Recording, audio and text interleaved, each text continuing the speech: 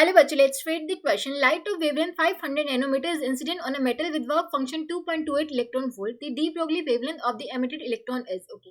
So question में given है कि जो light of wavelength incident हो रही है, ठीक है, उसकी हमें wavelength कितनी given है 500 नैनोमीटर. इंसिडेंट रेडिएशन की wavelength हमें given है 500 नैनोमीटर और जो वर्क फंक्शन given है वर्क फंक्शन given है 2.28 इलेक्ट्रॉन वोल्ट. ठीक है, आगे हमसे पूछे कि de Broglie wavelength of the emitted electron क्या होगी. De Broglie wavelength would be equals to h upon B momentum और momentum would be equals to square root of 2m into में kinetic energy of emitted photo electron. ठीक है, तो हमें सबसे पहले maximum kinetic energy of the photo electron emitted find out करनी होगी.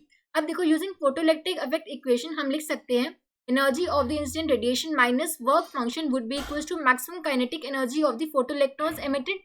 अब देखो, energy of the incident radiation किसके इक्वल होगी, hc बाय लैम्डा के इक्वल. अगर इसको इलेक्ट्रॉन वोल्ट के टर्म्स में लिखना हो, हमें पता है h और c की वैल्यूज पुट करके ये आ जाता है 1240 nanometre electron volt divide by lambda. ठीक है, यहाँ पे लैम्डा की वैल्यू पुट कर दो, that is given as 500 nanometre. ठीक है, तो ये आ जाएगा सोल्व करके 2.48 इलेक्ट्रॉन वोल्ट. इस इक्वेशन में पुट कर दो 2.48 minus 2.28 would be equals to maximum kinetic energy of photoelectrons emitted.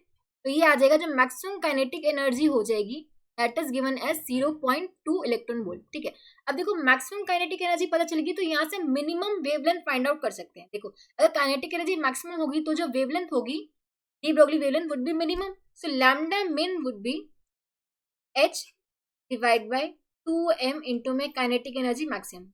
तो हमें पता चल जाएगा कि मिनिमम कितनी होनी चाहिए. ठीक है, तो h की वैल्यू कितनी होती है 6.62 इंटू में 10⁻34 divide by square root of 2 into में 9.1 इंटू में 10⁻31. मैक्सिमम काइनेटिक एनर्जी कितनी है 0.2 इलेक्ट्रॉन वोल्ट. इसको जूल में कन्वर्ट करेंगे तो 0.2 इंटू में 1.6 इंटू में 10⁻19.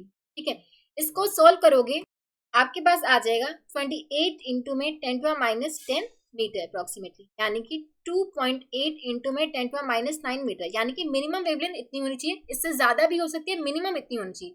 यानी कि हम बोल सकते हैं lambda should be greater than और इक्वल्स टू 2.8 इंटू में 10⁻9 मीटर. या तो इतनी हो सकती है, इससे ज्यादा हो सकती है. ठीक है, तो हम बोल सकते हैं option 3 would be the correct answer. I hope आप सबको समझ आया होगा. Thank you so much.